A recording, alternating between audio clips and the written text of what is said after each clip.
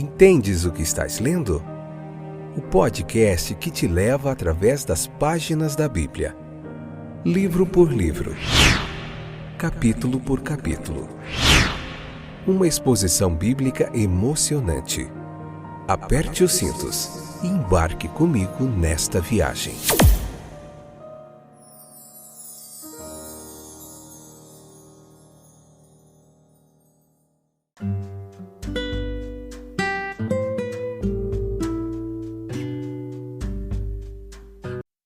Olá, meus queridos companheiros de viagem através das páginas da Bíblia. Eu sou o Fábio e esse é mais um excepcional episódio do podcast Entendes o que estás lendo. Livro de Mateus, Evangelho de segundo Mateus, capítulo 25, parte 4. Vamos encerrar hoje o capítulo 25, episódio número 677. Esta é a 8ª temporada e nela estamos vendo o livro de Mateus, capítulo por capítulo, tá bom? Convido você a ler o capítulo da Bíblia 25, vir para cá, ouvir todos os nossos episódios para uma explicação clara, objetiva, uma exegese aqui bem pautada pela fidelidade às Escrituras, para você compreender melhor o texto, tá bom? Esse é o nosso objetivo aqui. Estamos aqui há cerca de 3 anos aqui, fazendo esse trabalho com muito carinho, com muito esforço da nossa parte para te ajudar, trazendo uma bagagem aí de muitos anos de ensino e aprendizado da teologia bíblica e também a ajuda de muitos outros eruditos aí que têm se debruçado sobre a compreensão do texto bíblico, tá bom? Vamos lá? Então, fique aí até o finalzinho. Hoje a gente vai falar bastante sobre o julgamento, que é uma das últimas lições desse capítulo, o grande julgamento final e o que esse texto tem a nos ensinar. Veja que o versículo 31 ao 46 do capítulo 25 nos traz lições preciosas. Nenhuma imaginação humana ela serve para compreender a concepção do julgamento de um mundo. Impossível. O grande trono branco, a voz do arcanjo, as gerações de todos os tempos reunidas de todos os lugares. Há uma característica do julgamento que é aqui e em outros lugares destacada, que é o grande trono branco, a voz do arcanjo, as gerações de todos os tempos reunidas, de todos os lugares. E outras características aqui que se destaca são o próprio Cristo como juiz. Veja que o Pai lhe deu autoridade para executar o julgamento também, porque ele é o Filho do homem. Jesus Cristo é aquela pessoa pelo meio da qual Deus achou adequado intermediar com os homens, desde o princípio, e assim será até o fim. É na pessoa de Cristo que Deus foi aceito ou rejeitado pelos homens. Veja que é adequado que nessa pessoa também os homens sejam aceitos ou rejeitados por Deus. Nós seremos julgados por alguém que pode ler a nossa alma com o seu próprio conhecimento humano dos homens e de seus caminhos. Existem apenas 2 pontos neste grande assunto que nós abordaremos agora, a princípio. Primeiro, a duração da condenação pronunciada. E segundo, os fundamentos em que isso se baseia. Em torno dessas palavras de nosso Senhor, um mar de controvérsias tem surgido continuamente. Em cada geração, há quem declare explicitamente que não pode acreditar na punição eterna de qualquer um de seus semelhantes. E embora muitos o façam por mera falta de compreensão, em outros isso surge do sentimento de que seria inconsistente com sua própria expectativa de felicidade e com suas melhores ideias e concepções sobre Deus. Mas há outros para quem ela torna a vida uma miséria intolerável. E em vez de felicidade, eles renunciam à sua crença na punição eterna.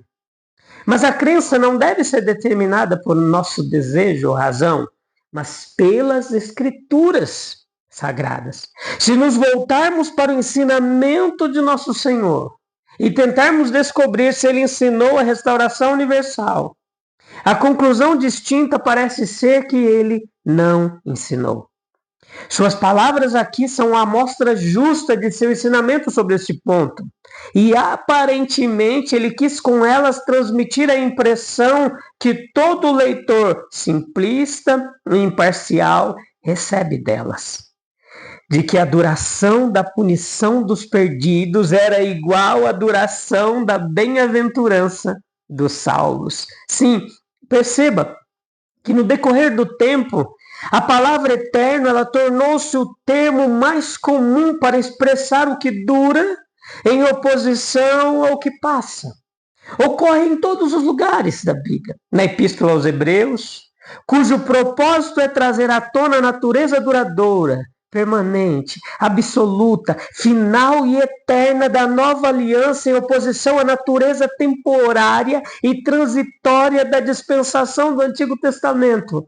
Nós vemos ela muitas vezes escrita. Platão ele cai quase na mesma linguagem, filósofo, de Paulo, quando ele diz que dos céus e da terra, que essas coisas visíveis são temporais, mas o invisível é eterno, permanece. E ao dizer isso, ele usa a mesma palavra usada aqui no original. Meus queridos, sem dúvida, além de sua aplicação ao que é absolutamente eterno, como ao próprio Deus, a palavra pode ser legitimamente aplicada a épocas longas, mas não eternas. Mas longe disso, o Novo Testamento em todos os lugares implica que o estado de coisas introduzido por Cristo e sua obra é um olhar final e permanente, adequadamente descrito pela palavra que é aplicada ao próprio Deus, quando ele é chamado de eterno. Deve-se notar também que os judeus do tempo de Nosso Senhor certamente acreditavam em um julgamento final e uma condenação irreversível. E não é de se acreditar que Nosso Senhor deveria ter usado as mesmas figuras e linguagem usadas por eles se ele tivesse alguma nova doutrina a publicar a respeito do futuro. Veja que o Dr. Doddridge observou muito bem que o Nosso Senhor aqui, nesse capítulo, ele procede a falar do grande dia da retribuição, em uma descrição que é um dos exemplos mais nobres do verdadeiro sublime que se pode encontrar em qualquer lugar. Partes da descrição são, sem dúvida, parabólicas. A intenção, evidentemente, é dar destaque a certos princípios importantes, mas, de outra forma, é uma antecipação solene do que um dia se tornará história. Nós podemos considerar algumas coisas aqui. Primeiro, o arranjo do tribunal, que aqui é notável, pois tem a presença do juiz, o Filho do Homem sob esse título, o Senhor vem a nós como a palavra divina ou a verdade que se tornou carne. E assim, acomodada a nossa apreensão, veja nessa qualidade que Deus se revela como nosso Redentor e Salvador. E nessa qualidade ele também aparecerá como nosso juiz. Consequentemente, nós aprendemos que nem o Pai, a divindade como distinta da humanidade, julgou a ninguém, mas ele deu o julgamento ao Filho. Novamente, porque ele é o Filho do homem, mas é o Filho do homem em sua glória. Ele veio para nos redimir em sua humilhação. Em seu segundo advento, a sua humanidade será glorificada. Isso foi antecipado na visão da transfiguração. A divindade do Filho do Homem será então mais gloriosamente visível. E todos os seus anjos com ele. Então se assentará no trono da sua glória ou no trono glorioso. Concordantemente com isso, ele fala como rei, no versículo 34. Certamente é impossível, à luz dessa escritura, se não houvesse outra, duvidar da divindade própria do nosso bendito Senhor. Veja que há uma vasta assembleia diante do trono. E diante dele foram reunidas todas as nações, embora a ilustração particular aqui que se segue tenha referência somente àqueles que, dentre eles, ouviram o evangelho. E ainda assim, essas palavras implicam que toda a raça humana se congregará ali. Veja, todos os homens, de todos os lugares, de todas as gerações, de todas as eras. Tal ajuntamento pressupõe uma ressurreição geral. Em outro lugar na Bíblia, nós somos ensinados que isso acontecerá. Apocalipse 20:12 diz que assim os mortos, pequenos e grandes, estarão diante do trono. Adicionado ao vasto agregado da humanidade, estará todos os anjos presentes. Isso, sem dúvida, traz proeminentemente diante de nós os santos anjos, mas sua presença sugere também a dos anjos caídos. Nós lemos mais adiante, no versículo 41, fogo eterno preparado para o diabo e seus anjos. Eles foram provavelmente os primeiros a serem julgados. Eles foram os primeiros em transgressão, os primeiros amaldiçoados e, portanto, os primeiros condenados. Apocalipse capítulo 20, versículo 1 ao 3. Todas as nações são reunidas diante do rei. Tente visualizar aqui. Nós temos a certeza de que cada um de nós dará conta de si mesmo a Deus. Olha a separação do versículo 32. A ovelha, que é o símbolo da paz e da inocência. O bode, ao contrário, uma criatura briguenta, descreve e simboliza o impuro. As ovelhas passam para a mão direita, uma posição que, de acordo com os judeus, os rabinos, expressa aprovação e eminência. Os bodes passam para a esquerda, que, dizem eles, expressa desaprovação e rejeição. Os romanos também reconheceram uma distinção semelhante. Veja que os anjos serão empregados como instrumentos neste grande serviço. Homens que podem concordar em questões de negócios e outros assuntos do nosso cotidiano, ainda assim se separarão quando chegarem ao plano superior diante de Deus no grande julgamento. Veja que haverá uma recompensa para o justo. Eles serão elogiados porque eles mostraram bondade para com os discípulos de Cristo. Eles deram comida aos famintos, bebida aos sedentos, roupa aos nus, hospitalidade ao estrangeiro, atenção aos doentes e encorajamento ao prisioneiro. E porque eles fizeram tudo isso pelo puro motivo e intenção de amor a Jesus, então ele leva isso para casa. Eu estava com fome, etc. Vocês fizeram isso a mim. Que dignidade! Isso imprime aos ofícios e atos mais humildes. Portanto, eles são saudados como abençoados pelo Pai. Tais atos de bondade evidenciam que eles são filhos daquele Pai abençoado que faz o seu sol nascer sobre maus e bons e faz chover sobre justos e injustos. É mais a bem-aventurada coisa dar do que receber. Veja que eles são promovidos, a mensagem: vinde benditos filhos de meu Pai, aproximai-vos de mim, o Filho do Homem, o Rei da Glória, versículo 40, meus irmãos. Jesus nunca chama diretamente a seus discípulos de seus irmãos até depois de sua ressurreição. Jesus glorificado está mais intimamente relacionado aos homens regenerados do que o Jesus não glorificado estava aos homens não regenerados. É quando o Senhor é glorificado em nós que nos tornamos verdadeiramente aqueles a quem Ele reconhece como seus irmãos.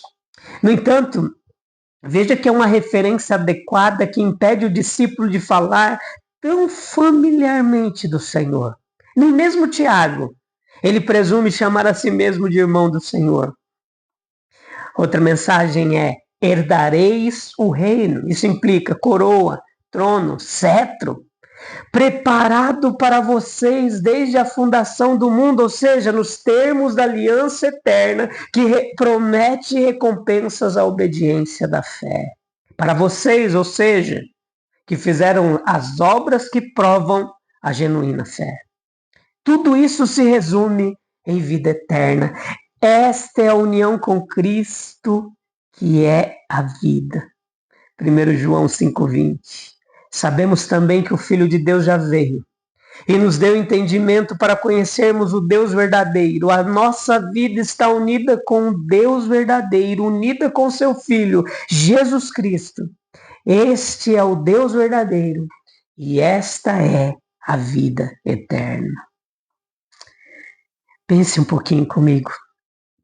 Será que nós, frágeis e falhos, podemos imaginar esse peso de estar perante o trono do Filho do Homem, aquele que conhece o coração humano em toda a sua profundidade?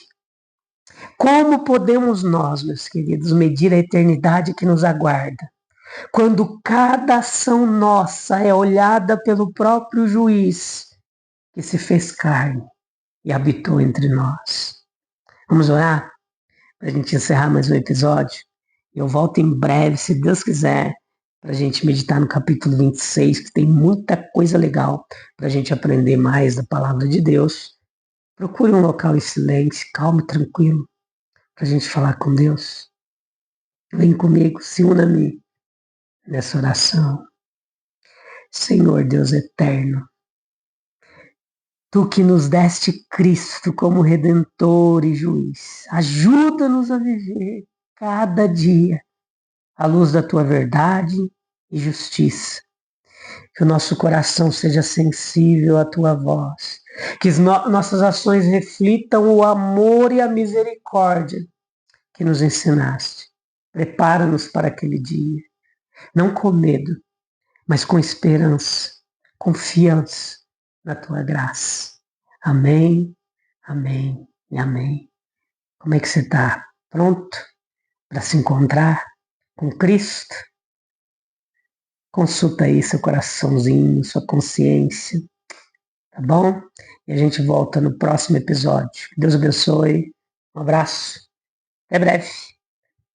Tchau, tchau.